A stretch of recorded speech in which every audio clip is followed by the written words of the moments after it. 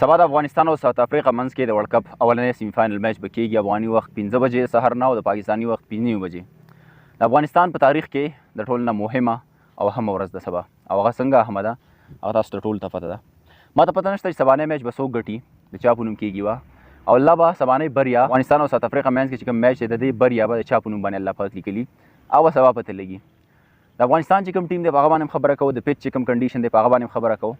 تر اوسه پورې ډېر زیات ډاډه به لګیا وم چې کله به د افغانستان د چا سره میچ و ډېر زیات تیز به لګیا، خو بهرحال اوس کنډیشن حالات څه داسې دي چې فاینل ته هغه دوه ټیمان وځي چې کوم ډېر زیات مضبوط زورور دي. بیا د هغې نه بعد داسې فاینل دی هغې ته ډېر زورور خلک وځي. ساوث افریقا که بالنګ لاین تاسو وګورئ که بیټنګ لاین یې وګورئ ډېر زیات مضبوط ډېر زیات تګړه ټیم دی، هغه تاسو ته هم پته ده. بریا چې چا په نوم باندې الله پاک هغې ته بریا ورکوي. داسې د اسټرالیا هم ډېر مضبوط ټیم و، داسې د نیوزیلینډ هم ډېر زیات مضبوط ټیم و، افغانستان هغې ته شکست ورکړو. دغه خبرو باندې ډېر زیات سوچ او فکر مه کوئ، خو چونکې دا میچ ډېر زیات غټ میچ دی، فاینل ته د وتلو ډېر زیات غټ چانس دی. هغه د اگر مگر والا قیسې ختمې شوې، بس میچ وګټه سیده سیمی فاینل ته وځه. بهرحال د افغانستان او د ساوث افریقا چې کوم د دوه د T20 میچونه شوي دي په هغه کې دواړه میچونه ساوث افریقا ګټلي. مین دیټ چې ساوث افریقا پرله لږه شان باري ده په افغانستان باندې. پرسنټیج که زه تاسو سره شامل کړم نو په دغه میچ کې پرسنټیج داسې دي چې 1% چانس دی ساوث افریقا ته او یو کم 30% چانس دی افغانستان ته چې دغه میچ په خپل نوم باندې کړي. څنګه چې تاسو ته ما مخکې ویلي چې په دې ویننګ پرسنټیج باندې یقین مه کوئ، داسې د اسټرالیا هم دا چانسز ډېر زیات سوي چې اسټرالیا وګټي، داسې د نیوزیلینډ هم ډېر زیات سوي.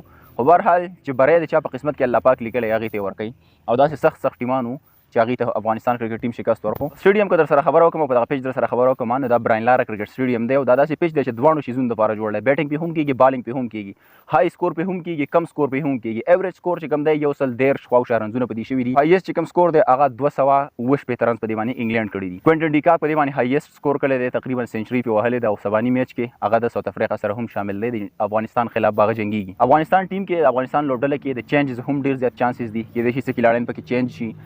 بل سایډ ته کومه خبره وکړو د افغانستان اوپننګ جوړي خو ډېره زیاته ښه ده، پارټنرشپ هم کوي، بیټنګ سکور هر څه برابر دي. خو چې کوم میډل اورډر بیټسمنان دي هغې نه توقع ډېره زیاته دا ځل ده، او هغې له پکار دی چې په میډل اورډر باندې افغانستان له کار کول پکار دي. په سباني میچ کې چې کوم میچونه وشو هغه کې کومې غلطۍ نه شوي چې هغه دوباره ریپیټ نه شي او هغه دوباره ونه شي. کم کمی دی هغه کمی په دې سباني میچ کې چې بالکل ونه ښودلی شي او هغه دوباره دوهراو نه شي هغه غلطۍ نه. سبا چونکې دوه سیمی فاینل دي، یو د افغانستان او د ساوث افریقا، دویم چې کوم دی د انډیا او د انګلینډ. زما بیسټ ویشز بیا د انګلینډ سره دي. وجه دا ده که چېرته کې انډیا میچ وګټه او فاینل ته لاړ نو هلته کې بیا ډېر زیات لوبه ورانېدلی شي د افغانستان کرکټ ټیم دپاره، که چېرته کې الله افغانستان کرکټ ټیم فاینل ته وویستو. دا خو ډېر زیات افغانان ځینې ورونه دا خبره کوي چې یاره نه انډیا والا زموږ ورونه دي او دا دي، چېرته هم دا ستاسو ورور نه شي کېدلی. او بیا تاسو په فاینل کې وګورئ هغه ډېر زیات اډوانټیج اوچتوي، ICC هغې ته ډېر زیاته فایده ورکوي. نو په دې شیزونو باندې بالکل ټرسټ مه کوئ. الله دې وکړي چې انګلینډ وځي فاینل میچ ته، او دې سره چې کوم دی افغانستان فاینل ته وځي. بیسټ آف لک افغانستان کرکټ ټیم، الله دې وکړي چې سبانۍ بریا هم د افغانستان کرکټ فین دپاره راوړي.